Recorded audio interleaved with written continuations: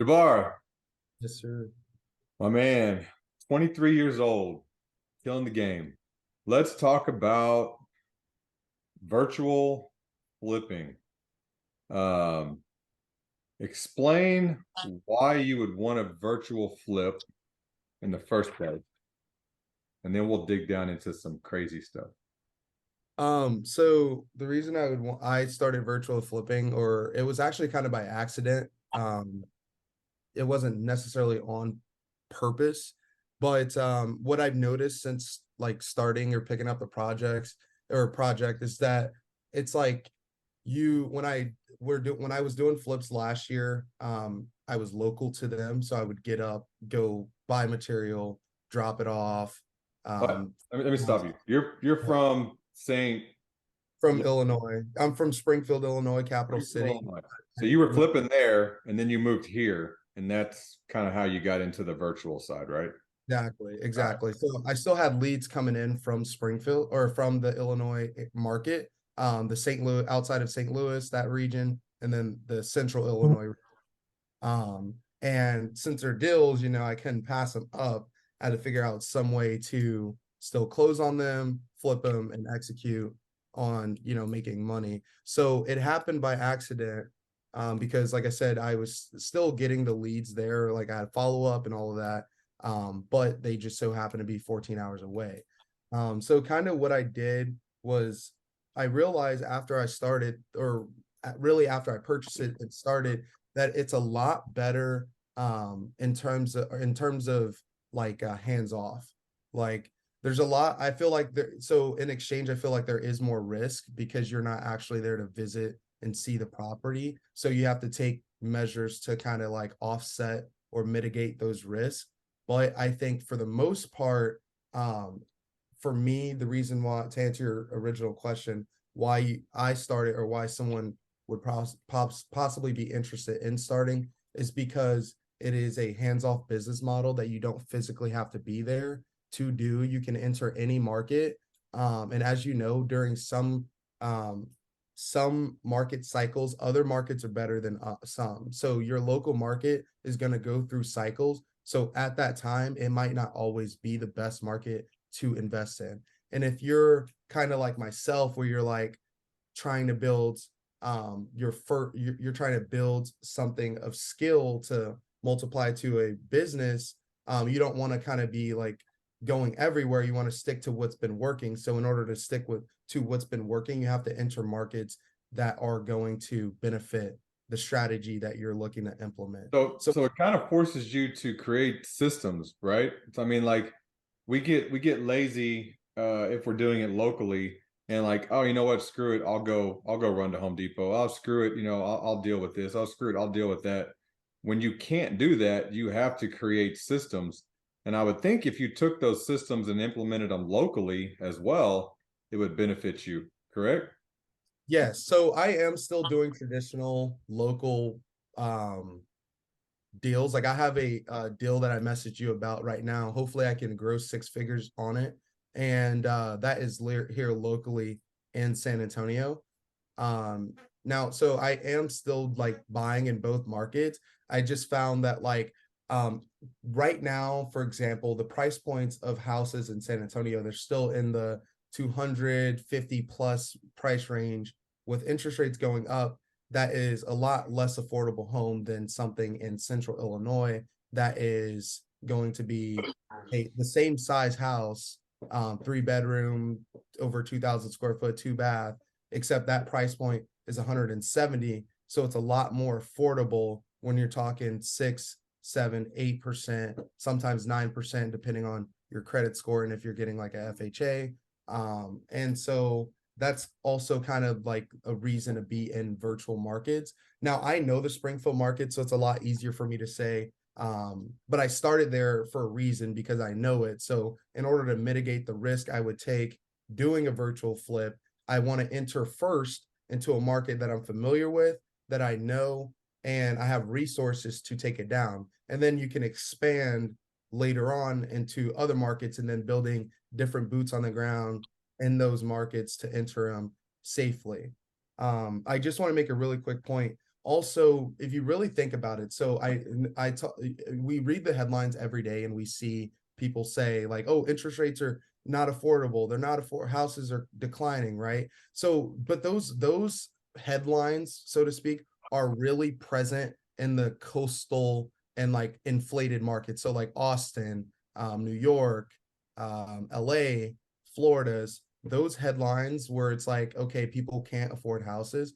Those are the houses that are in the price points that have high appreciation growth. So a house, so those houses are, they really are truly unaffordable when you start entering those price points in those regions and areas. In an area like Springfield or in the Midwest, just really generally the Midwest, so the Clevelands, the Detroits, the St. Louis's, those areas, Kansas Cities, those price points, there's like a delay. They haven't been that high. They don't get that high. And the reason why is because they're not, the most desirable areas. So like, the most desirable areas are going to be high population. So like here in San Antonio or Bexar County, there's 2 million people floating around here. In the area that I'm doing the virtual flip, there's only 100,000 in that city, and in that county, probably 200,000. You might say to yourself, well, isn't it more risky to invest in a city that only has 200,000 people compared to a city that has 2 million people laying around? That is true in some aspects, but you also have to understand the laws of that state and the laws of that city. So I explained this to you very briefly. In Illinois, if you're familiar with Illinois, it's primarily a blue state. So a lot of their laws are complete opposite of some place like Texas, which is really conservative. So the reason I say that is because so in Texas, it's a earn your pay state. What I mean by earn your pay state is I means that most of the jobs are privately held, most of the businesses are privately held, most of the jobs that people are getting employed from are like, the Teslas or whatever they may be, and they're not government jobs traditionally. And if a government is hiring someone to do the jobs like the silver engineering and stuff that we see on the streets in San Antonio, usually those are contracted private companies coming in working for the city. In a city like Springfield, for example, inside of a state like Illinois, everyone are union or state workers typically. So their jobs are a lot safer in those cities and states compared to, someone who's working here in Texas. And the best example I can give for that specifically is my mom. She is a paralegal for the state, and she makes good amount of money. Her and her husband, they make a good amount of money. And someone here who is a secretary at Tesla, for example, which is a privately held company, they're more likely to lose their job than someone who works for the state. The reason being is because the state is a much safer and secure employer in terms of layoffs and income compared to a privately held company like Tesla or someone in Austin. I don't know if that does that make any sense? Yeah, no, absolutely. So just like kind of I'm entering into a market that has high predictability. Like the market isn't going like this. It's very predictable. It's steady. The jobs are a lot safer and secured because they're not depending on the stock market to determine if this company's valuable. They're dependent on the state, which is federally funded. So as we know, the Fed has unlimited money, so to speak. So they're not running out of money. If Tesla's stock drops 50% tomorrow, it's very likely that Elon Musk is going to wake up and, for the sake of his stockholders, go, hey, we have to cut costs. We have to fire you, Sarah or whoever it is. However, the state of Illinois is not functioning off of the stock market, so to speak. They're functioning off of the economy, which they're kind of tied, but they're able to print money and facilitate funds from the federal government, which is essentially an unlimited source of capital. So like that explains, why you picked that area. But I think most people are here today to understand, how would they get into virtual flipping? So what are the systems that are involved in it? Like, everyone's going to have their own area for their own reasons. Like it's relevant, but it's irrelevant because I don't know anything about Illinois. Like I'm not going to invest there. But let's say I wanted to invest. I mean, even as far as like, you know, Texas is a big state. So let's say I want to invest, 4 hours away in a different part of Texas. I don't want to have to drive over there. Like there's a lot of land deals I want to do, but they're too far away and I don't have any system set up to mess with it. So let's switch over to, are there any unique systems besides the obvious that are involved in doing a virtual flip? Like obviously you have to have a team. Who's your Right, team? right, Who right. are your boots on the ground? That's what people are here for today to understand and know. So How, like if I leave how do here, you find your boots on the ground? yeah, Right. So I was going to say that was that's probably the biggest thing with it is your team or your boots on the ground. And that really comes with people. It's not like any systems. I guess the system would be people. So having trustworthy people because you can have all the systems in the world and all the processes in the world, but if you don't have the right people in those positions, it's very hard to facilitate those things. So that's a great point, Eric.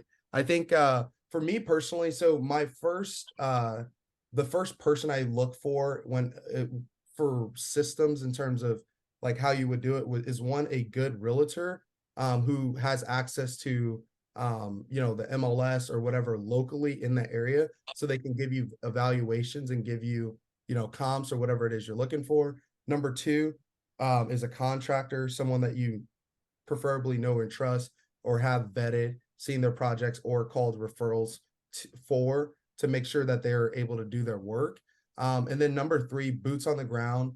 There's a couple things I use for when I say boots on the ground, I mean someone who's like kind of like doing what you would do if you were there. I'm not, so this is opposite of a realtor and this is opposite of your contractor. Obviously, you're going to need both of those, but when I say boots on the ground, this is someone or an inspector. It's kind of the hand in hand, someone who can go in at any time unannounced if you're doing a flip project and take pictures and videos of what's going on. So you're not relying on the contractor's word of mouth and you're not having your realtor have to go there over and over and over and over to kind of check out the project. So those are the three biggest like systems is the real or three biggest pillars or people is your realtor, your contractor, and your boots on the ground and or a paid inspector who could act boots on the ground. So how do you all right, I'm gonna jump two different directions. Number one, let's walk through a scenario, right? People like basics and let's break it down. So realtor calls you, says, "Hey Jabbar, I got this house." Yes. Who do you send to go look at it to make sure you can buy it? Let's run through it real quick. So for me, the first thing I'm looking at is the numbers, right? So I'm looking at the numbers. Yeah, the numbers are great. Like the numbers Okay. are perfect. Who are you like who's going to the house to make sure because pictures are pictures. I get pictures from wholesalers all the time, and then I walk in the house and I'm like, holy crap, you're a Yeah, fantastic yeah, yeah. photographer. So So so who's the going number to one look at the house? suggestion so the number one suggestion for that is Inspectify. There's like an app, there's like so Inspectify, me personally in the market that I am, I have resources there and inspectors there that I call, but you want to get a third party inspection, a true inspection, which you can get from inspectify.com Okay. essentially. And you can do this in any market. So you could just send them, it's a couple $100, you send them and they will give you a full inspection as if you were buying a house. So And they not like a legal realtor inspection where it's 60 pages of there's a hairline crack in the wall. This light switch doesn't work. Is it one of those kind of inspections or is it more of like an investor related inspection? so it's a more it's like that. Well, it's more like that. It's like like you would get, okay, this is what's wrong, or this is what Yeah, I'm so seeing. like a traditional home inspector. Yeah, essentially, that's exactly what it is. And Got it. it's a third party source. So But it's like why would you spend so the numbers are good. Like I wouldn't want to jump around and spend $200 at every single house. Like I'd want to have someone that just runs through it real quick and says, you know what? I think this is a good deal, Eric. It looks good. you should probably get an inspector. Because if not, I mean, you look at 4 or 5 houses. I mean, you just spend $1,000 on inspectors. So is there Right. anyone before that guy that just runs in there for you that is just kind of your eyes down there? Yeah, my realtor. So Real- that's the role, that's the role of the realtor. That's the Gotcha. role of the realtor. So All they're right. sending, so they're going to send you the deal. They're going to send you the CMA, and they're the ones, or a wholesaler, Yeah. either one, wholesaler or realtor. They kind of play the same position, or someone who bringing you the deal. And they're going to tell you, okay, this is the numbers. This is what I think. Here's the photos. And then at that point, you use your judgment and your discernment to say, okay, this is what I like and it fits my criteria.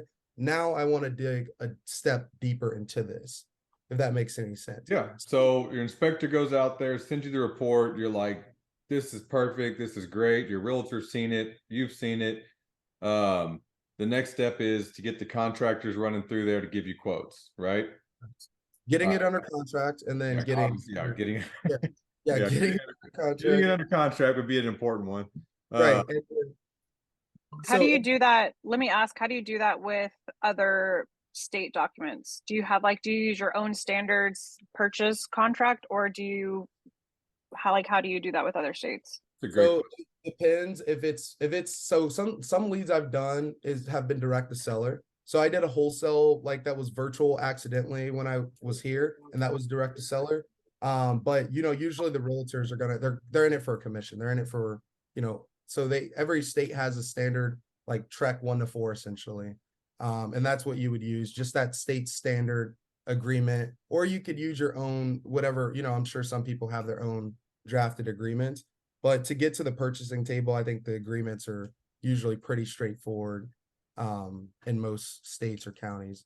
Unless there's some special provisions you're looking to have in there, then I would, probably, I don't know, I would probably put it in a special provisions section.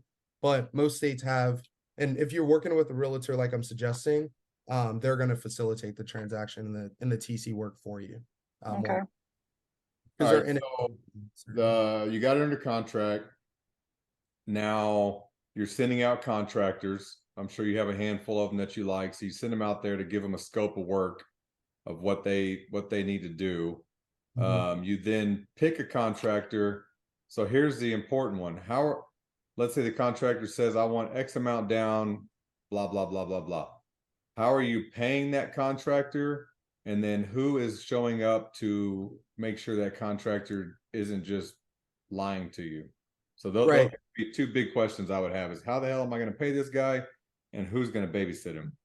So the payment, that's usually like, it's up to kind of you and the contractor. Some people like wire, some people are like Zimo or Venmo me, Zelle me, Cash App. Some people are like mail me a cashier's check. So it depends. And then as far as like the draws, or if you're paying them first, they do the work first. That's kind of up to you. Typically, obviously, you want them to do the work first, and then you vet that work and then pay them out according to how you do it. For me, my lenders, I use hard money. So for my lenders, they have a $150 inspection every time you send someone out. So they will send someone out also to vet and see if it's done. Now that's optional, but if you really wanted to be like super professional about it, essentially, you could account before going into it, you could account it in your expenses is for 4 inspections at whatever price your hard money lender or whoever you're using, or inspectors, because they're pretty cheap. Like if you go get a home inspection or you have your hard money lender send out an inspector, they're going to be about the same price. So you could account for that. That's one way. But me personally, I do photo and video proof, photo and video proof from 2 sources.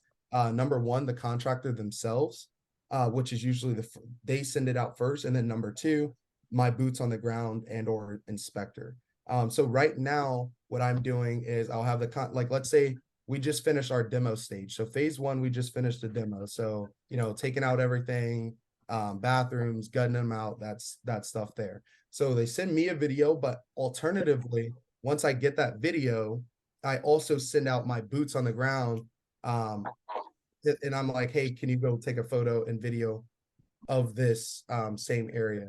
So you would have your contractor send you videos and evidence, but you could also, if you don't necessarily trust them, but you shouldn't be working with a contractor if you don't trust them in the first place. But if you want to verify the work they're doing, alternatively, you can have your boots on the ground, go there, or order another inspection, or have your hard money lender have an inspection. So those are 3 ways you can inspect that work to verify that it was done.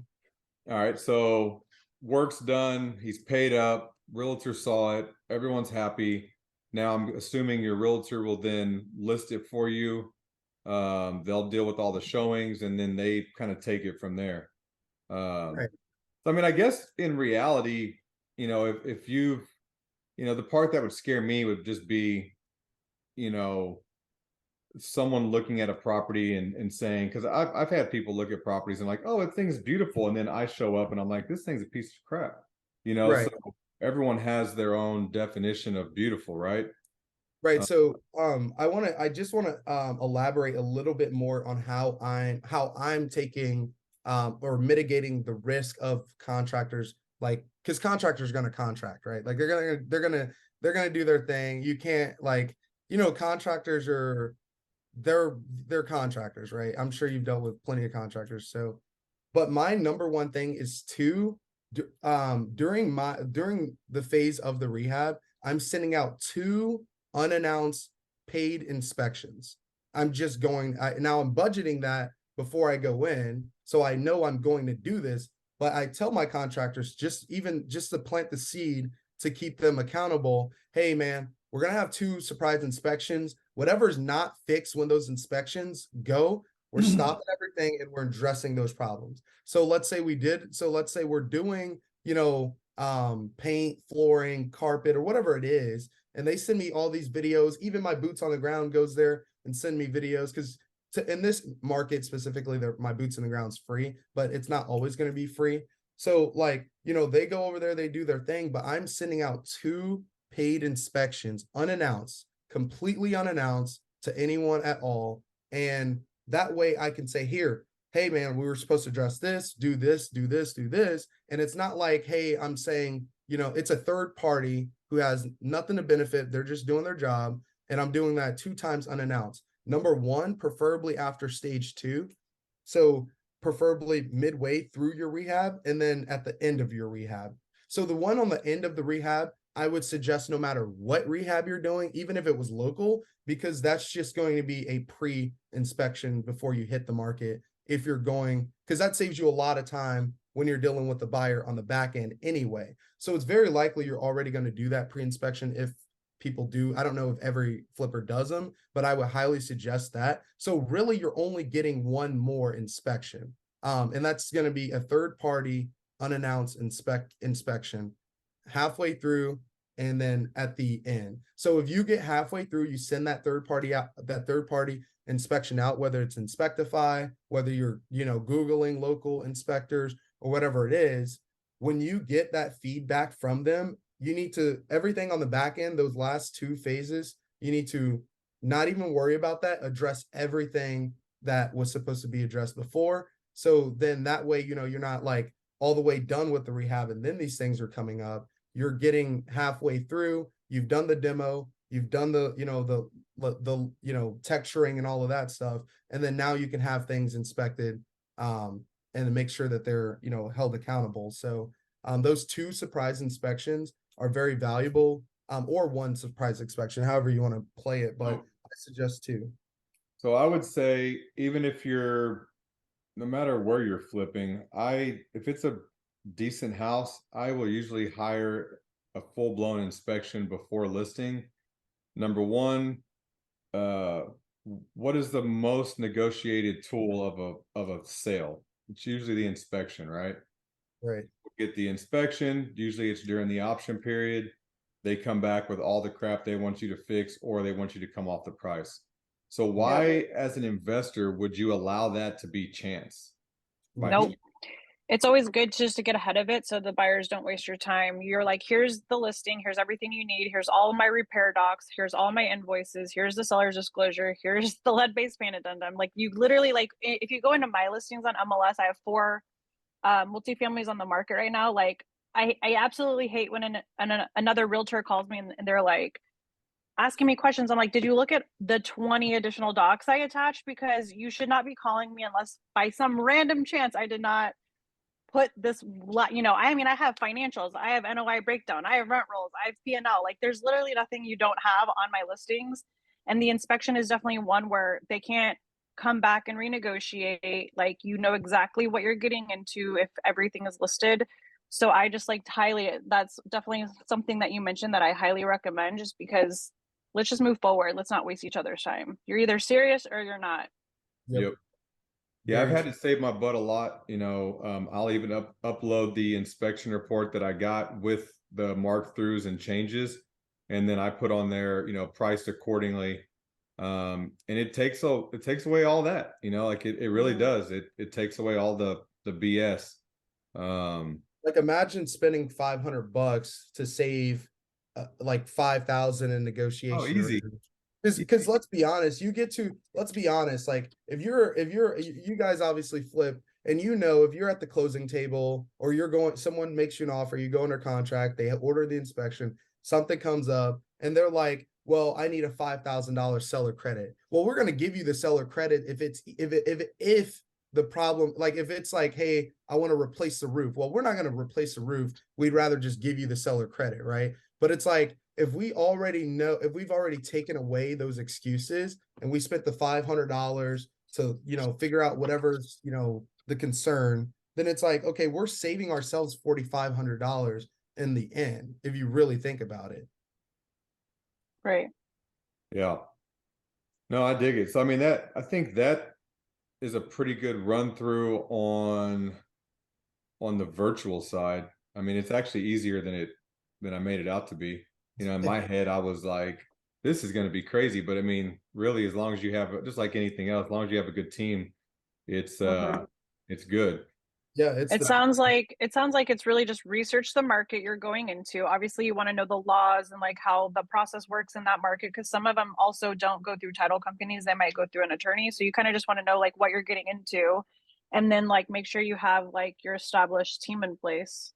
Yep, because that's the biggest pillar is your people. It's like it doesn't matter. Like you could do these exact same processes the exact way I'm saying it. And if you have bad people in those, if you have a bad realtor who's sending you bad deals, and I get appraisals on my deals. So I don't care what someone's telling me. I don't care how many comps. I don't care what they're doing. I'm getting an appraisal. It costs me $600 a pop every time to get a before and after. If I'm already dropped earnest on it, I'm not worried about the $600. I'd rather lose $600 because I flip using OPM, hard money, and OPM.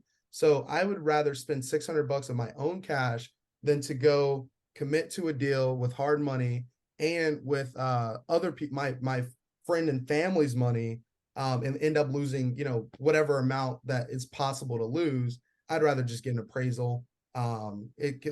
People always, oh, I don't want to pay for appraisals and inspections. Okay, so you're telling me you're not going to pay, a couple $100 to save, your friendships, your reputation, and possibly tens of thousands of dollars. It just doesn't make sense. It's like you're in it. It takes money to make money, but there's no better money than safe and secure money. So, that's just kind of how I look at it. All right, we got about 20 minutes. Let's switch over to Hillary and let's talk about, that way we can double pack this Zoom. This is going to be a powerful one. I had a lot of questions on wholesaling and like getting into wholesale. This is like, if I have never wholesaled, and we don't need to really deep dive into, because we have a video on that, but just for people that are new, like what are a couple of steps, Hillary, just to like get into it? It's like if I was brand new, what would you tell me? Step 1, step 2, step 3, or whatever. I guess it really just depends. Since you allow wholesaling in this brokerage, I definitely recommend to any of the newer agents that like want to get into wholesaling to definitely find somebody who has experience, because you're kind of walking a fine line as an agent with like all of your disclosures. I know that we have like the documents in place now for the wholesalers on this team. Just make sure you're fully transparent is like, I would say, my number one thing, because when you're talking to sellers and you're like coming in and signing the contract as a buyer, you want to make sure you're like fully transparent. Like, I can't express that enough. As a wholesaler, you could get, investigated by track, with having a license. So I just recommend making sure that you have conversations with Eric, make sure he gives you his approval, because like, it's just, I don't know, it's such a gray area in real estate that you just want to make sure you have a good mentor who can like guide you on those transactions. I would say that's like number one. Number two is understand the process. Like, you're dealing with sellers that are usually distressed people. These are properties that are distressed in general.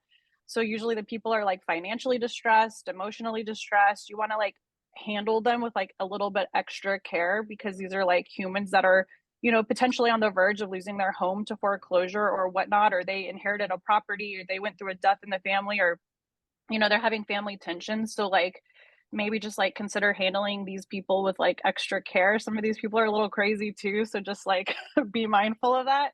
Yeah. And just really just build your relationships, because then on the back end, you're going to be, assigning your rights of the contract to a buyer, an investor buyer. So I would say just like, it's just like anything else in real estate. It's like networking with people. It's a people business. I think there's just different ways and different hats you wear as an agent, but then you also have a different hat as an investor and a wholesaler. So as far as like getting into it, I really would just say, like, if you're brand new to wholesaling, like, definitely connect with the people that are experienced. They can guide you. Like, my husband and I, we're very experienced. We can always like kind of point you in the right direction, give you some pointers. You're going to use your own assignment contracts. You're going to want to make sure you get that exhibit alpha that we have for our brokerage here. Make sure that's signed by basically all parties. The back end buyers are going to want, the investor buyer is going to definitely need to see all the front end documents. You don't want to or hide any of that information, because they are taking on whatever you've contracted with the seller. So I don't know. Do you have like any specific questions for me, Eric? I mean, I would really just say, like, be very transparent. I will say one thing, and I'm going to try to do this, and I've explained this, and I do this all the time, but like, so I have my realtor hat on, right? People think that they can go in and they can put this on there and it says, I'm an investor, right? No, you're still an agent. There is no investor hat. You're always an agent. You're an agent first. And so, like Hillary said, you have to disclose. Absolutely have to disclose. You are the professional licensed realtor or real estate agent first. Even if you're there to buy the house, doesn't matter. If they find out you're a licensed professional and that you pulled the covers over their eye, whatever that old saying is, pull the wool over their eyes, like, that's where you get in trouble. So as long as you disclose, like, hey, I'm an agent, but I'm not here for you. Yes, sir. Are you like, when you guys are saying like are you going, are you saying like, okay, I'm an agent, but I'm going to be representing you, or not representing you? Sorry. So is that exactly what you're saying? Hey, I'm an agent, but I'm not going to be representing you as an agent in this transaction. I am strictly here to buy this, or I got someone who's gonna buy it, or like, how is that conversation, like that conversation of transparency? Like, what are you saying to them, I guess?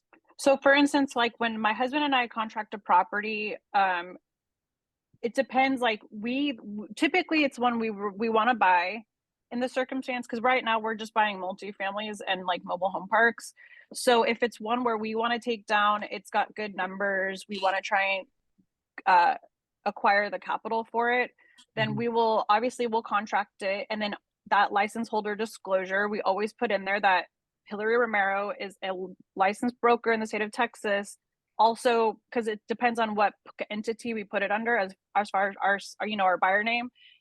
Also part owner of this entity. So they are very aware it's in that contract, but we also have them sign that exhibit alpha. And the verbal communication is, we are looking to purchase your property, but in the circumstance we are unable to, we will have investor partners come in and take a look at it as well. That exhibit alpha does explain that we might be assigning the rights of the contract to somebody else, and that we're not representing anybody as an agent. So we are upfront saying you don't pay a commission, right? Because they're not going to be paying a commission. and that we are not representing them as an actual broker or agent, just that I am one. And so they get my contact information, my license number. They also get Eric's and White Lines as well, with that documentation. So it's all over the documentation, which is why we get it in writing, because if they were ever going to try and take us to truck or try and sue us or whatever, it's all there. They've signed it all. We do not move forward with any kind of closing without proper documentation in place. Like, that is my role as Marco's wife, but also like a broker. Like, I'm super detail oriented, and I will not allow anything to close without all of the steps in place, just because for liability purposes, you want to make sure you're, you do everything you need to do. But then also that verbal component. My husband's usually the one that speaks to the actual sellers in a wholesale transaction. And he's very transparent. Like, anybody who knows my husband knows that he's like a good dude, and like, he's very just ethical and transparent. So we try and make sure we verbally and always get everything in writing. You never get any pushback, I'm assuming, from sellers, or they're like, I don't see why they would give you pushback, but just out of curiosity, like, you don't ever get any pushback from them going like, oh, well, I thought we were gonna, like, because once you tell them, you're essentially telling them, I'm an agent, but I'm the buyer in this transaction, representing you. Right. I'm also owner of this corporation, which is buying it, and I might assign my rights on the back end. And they're never like, well, I want my house to be listed and get the most eyes on it or whatever. Well, Like, they can list it if they want. If they want to go that route, they're more than welcome to. They can use me to list it if it's even one that's listable, right? Like, not all of these a lot of these properties, they can't go on the market because right. it's in such a distressed state that they're not going to be able to get a lender to pay for anything, unless repairs are made, or unless they want to list it as for like a cash sale. I mean, they're Gotcha. more than welcome to. It's really just having that conversation and finding out, like, what is the pain point of the seller? Like, what state are they in? Because it's either they're about to lose their house in 2 weeks due to foreclosure and they're going to need to offload it very quickly, then really their only route is wholesale. I mean, there's really no other way to get rid of it. So it's really just trying to like figure out from that very first conversation, like, what is their goal? Why are they trying to get rid of their property? And then like figure out how best to help them. Now, if I can list a property for somebody, cool, like, let's go that route.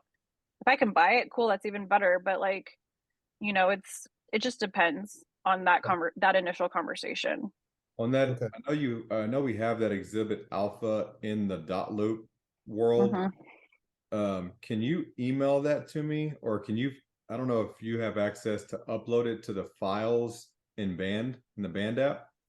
So if you look at the bottom of Band, it says files, and you should be able to upload that document there and just, label it as exhibit alpha. It'd be nice to have right there. Yeah. Okay. That's why the Band app's going to be like next level. That's fire. Yeah, Because we're gonna get it. As soon as you told me and I went and researched it, I'm like, man, this has huge potential. We just got to get through all the little nuances, right? because you're really building like your own like sphere. Essentially, it's so customizable. You're building I don't like that the chat rooms I created are only seen by people. Like, I don't like that's the stupidest thing ever, and makes no sense. But whatever. So like, if I post an educational video, like a badass educational video today, and I hire or bring on a new agent tomorrow, they won't see it. It's not there. Yeah, that's stupid. Gotta put it in the files, man. Okay, here's the other thing is the files are limited to how big the file can be. Whoa, I did not know that. I did not. I guess we're going back to Facebook. No, no. You can post those in the feed and they'll still be there though, right? Yeah, but I mean, the feed ends up being this, like, I'm not going to scroll 500 pages. It'll be a long ass thing that you have to go through to find it. I like the idea that it was, hey, I can go to this educational video tab and all the educational video. What's up, Jubbar? What about if you put the videos in a Dropbox? Or a Google Drive folder. Yeah, or Google Drive, and then just put the link inside the folder, because then they could just click the link. It'll redirect them, and then because I'm just mad that the chat thing I created doesn't work, and I thought that was going to be the coolest thing ever. Is just literally like this one page of just educational videos, just all right there at your fingertips. Yeah. Once I quit pouting, I'll figure it out. But right now I'm pouting, so. Yeah. What have y'all ever considered like Slack, using Slack instead of like Band? I don't know the difference. I just know that Slack is good for communication because you can like directly talk to somebody within a group and it doesn't bombard you with everyone's notifications. You can do Like that. right now, I'm You can getting do it like direct. Band a bunch. I'm sorry. You can do a direct message, a direct private message in band. Yeah. No, Yeah. but I mean like your inner chat. Like let's say it's a White Line Slack, right? Then you can have like different little channels. So like Eric, you could have a channel with like Colin and Susie, just the three of you. Then You you could can have a channel with like, oh, you can? Okay, I Yeah, don't know. I don't know. in the I chat, and haven't like, that's what chats are. So like I can go into okay, chat and I can set up a chat with just us three right here. Yeah, yeah. okay, Us three can And see. you okay, also, cool. I haven't played with it enough. I was Yeah, gonna it's say, you can also turn off the notifications within those separate chats. So like if you're getting bombarded with notifications from like, the education or whatever it is, you can turn like those specific chats off. So you're only getting it from like the what you main want. feed. Okay, cool. Yeah, I'll Don't have to ever play with turn it a little off bit. the notifications from the main feed.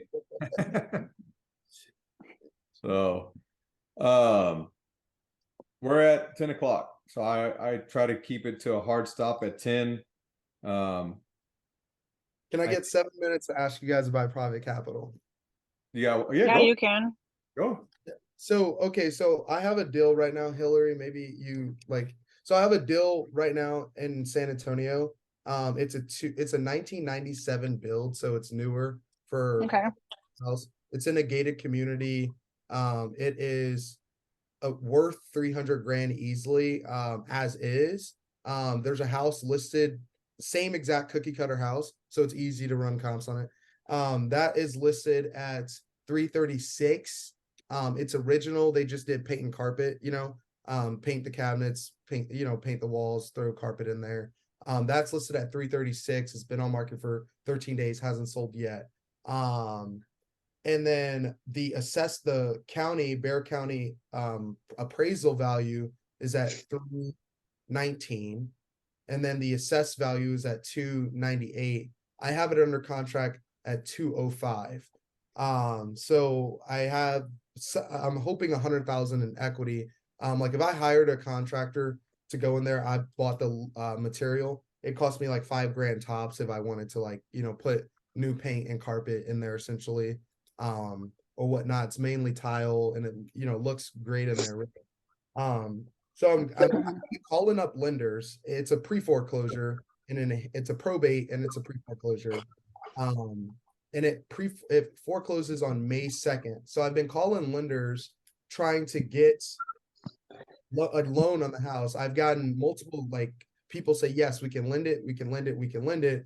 But the catch is they're asking me to bring 20% to closing, which 205, 20%, it's about like 40 grand, give or take. I have a flip going on. I have about 15,000 liquid and about 60 grand tied into the flip. So I'm not liquid enough to take it down myself. I want to take it down because it's a good I can't do a HELOC or anything on my flip right now, or the property that I'm holding right now that I have cash tied into, because it's still it's not seasoned long enough and it's still in rehab. So no, I couldn't take out cash to facilitate that transaction. So I know I'm going to be making calls over the next week, raising private capital. What type of returns should I be looking to give someone in order, let's say I want to go get 55,000 for closing, holding, down payment, all of that stuff. What type of returns would interest someone? Why would someone want to work with me? And what type of terms could I give them to incentivize working with me? That's really hard for me to answer just because for me, when we first started, we were paying like 10%, but we were trying to prove concept. We knew we were going to pay a higher interest because these people had never lent to us and they never had seen us prove to them that we could return their money and be a good steward of their money. But we've been doing it for 8 or 9 years at this point, and so all of our lenders are now down to anywhere between 6 and 7% is what we pay. So they can make a lot more money in another avenue, but they are lending to us because of the relationship we've built, and they know that it's sure money that they're making.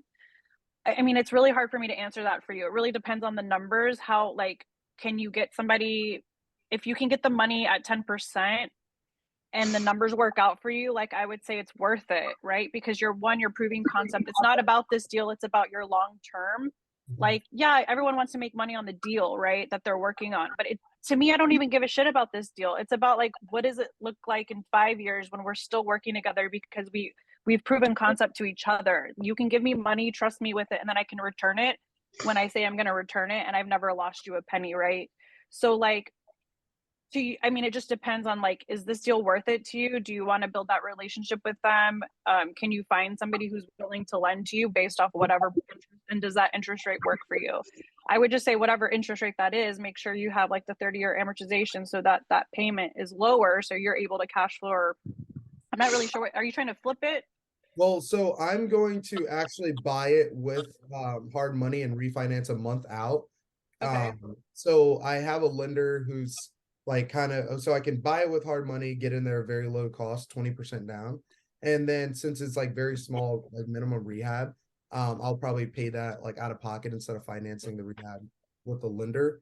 And then a month later, well, he said even like not even a month later, I can start the refinance process because of the fact that it's no, like you can, there's no prepayment on hard money on bridge loans essentially. So I can pay off that bridge loan almost immediately. And I plan on doing a cash out refinance at 75% LTV. Okay. And it'll be asset based. So if I get let's just say on the low end, like I said, there's a property listed, the same exact property right now is listed at 336. I don't know if it'll sell, but it's very likely it will sell. So if I was thinking if I pulled 75% out, that's 225. I could probably give someone like 12%. I mean, I mean, essentially. obviously, what I would do is obviously this is a negotiation, right? Like, it Right. sounds like you know what you're talking about, right? So it's not like you're brand new to this.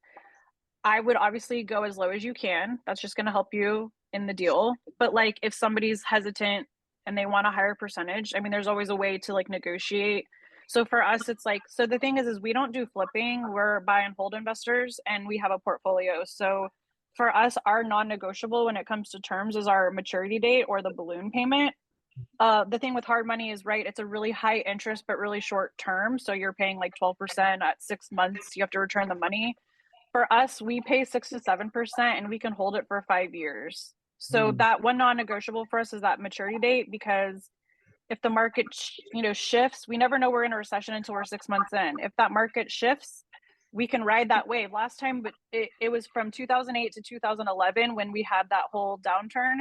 Right. That was 3 years, right? Like by 2011, we were kind of coming back up on that downturn. So like for us, it's like we like to protect ourselves and put ourselves at less, littler risk or fewer risks in real estate, littler in real estate. And so that's why we have that 5-year balloon, just so we have the ability to pivot to plan B and plan C in a downturn.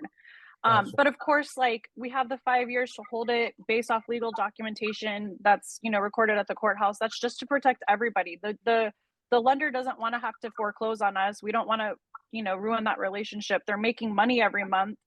But in the circumstance that there's a downturn, we are able to like make sure we're not losing their money and everyone's like winning at the end of the day. So for us, that's just our thing, but everyone kind of does it differently. We just like to put ourselves at as little risk as possible.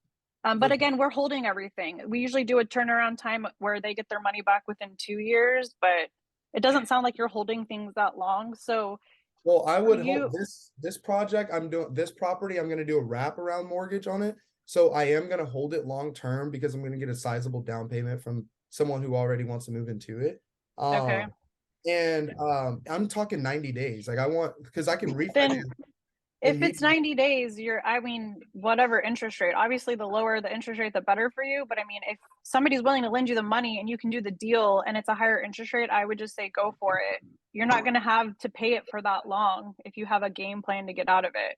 Right. I would just be mindful that like, yeah, while you want to refi, like that doesn't mean it's going to go smoothly or that, the refi is going to be successful. So I would just be mindful of like the potential problems that you could encounter.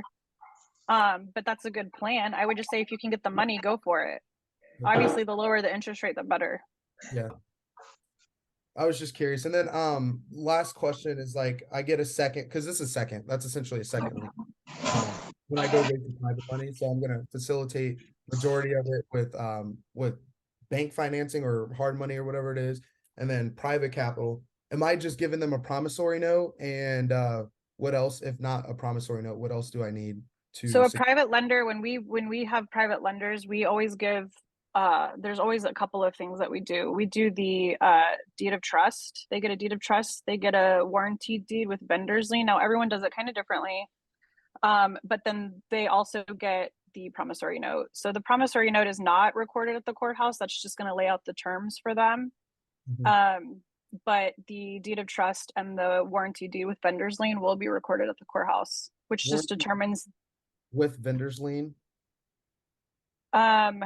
So those are going to be just documents that lay out who's the lender, and then also if there is the chance of foreclosure, who's going to be the trustee on the foreclosure auction.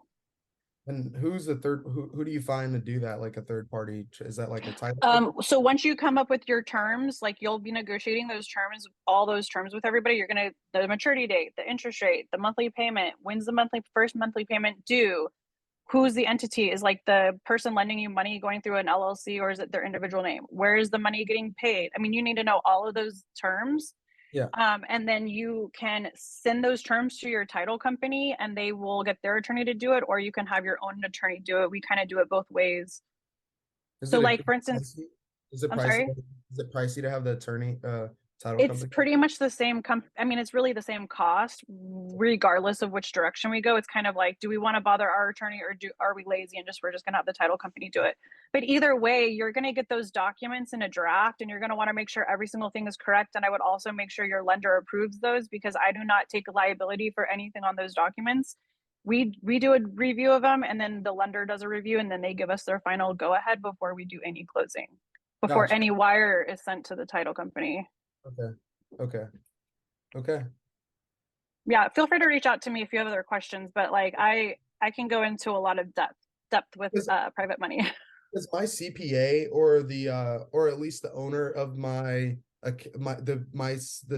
firm that does my accounting here in Texas, he wants to do private capital for me. I just told him like I've kind of been holding off because I want to make sure I'm able to get, you know, things like the promissory note, deed of trust. But I didn't know you could just send it to a title company and I didn't know you could just record the terms and then have them facilitate it. I've kind of been hesitant because I was like, okay, I want to make sure, like, you know, because when it comes to other people's money, I like, you know, I want to kind of, you know, obviously. Yeah. So I was a little bit hesitant, but that makes sense. Like that makes sense. Yeah. So just to clarify, the warranty deed with vendor's lien is just the document that will convey the property ownership, right? And that is going to be recorded. The lender is, and it must be stated in that document. And then like the deed of trust, you know, is just what allows the lender to foreclose in the circumstance that you don't pay them. Gotcha. So promissory note is not recorded. That's just going to lay out all those terms. Now, is that necessary if they're playing a second? Like if I'm getting a first, like, because the majority, the 80% of the purchase is going to be the first position. It doesn't matter. So I have properties that I have like 5 different lenders, because I'll take a minimum of $10,000 to make a deal work with anybody, and I'll compile money together. So there are some properties where we have like 3, 4, 5 lenders. Every single lender, doesn't matter if they're first lien or fifth lien, they all get the same documents with their own terms listed out. And every single document gets notarized, you know, signed and recorded at the courthouse. So every one of them get all 3 of these documents essentially. If you have 3 private lenders are all going to get the same things. Gotcha. So it's really fun when we have like a multifamily we're purchasing and there's 5 lenders, because that's like 5 times 4, right? They each get like the documents. It's a lot of fun to go through all that. Numbers wise, it doesn't really matter to you because it all breaks down the same, whether one person gave you 50,000 or 5 people gave you 10. Right. It doesn't matter. Yeah. Perfect. Thank you. I really appreciate that. Of course. Yeah. Feel free to reach out. Anybody on the call, if y'all or anybody who sees the recording, if anyone has any questions, again, like if we do this whole White Line event, whatever, we can talk wholesale and we can talk private money. That's kind of where we excel at. So awesome. We would be more than happy to do that.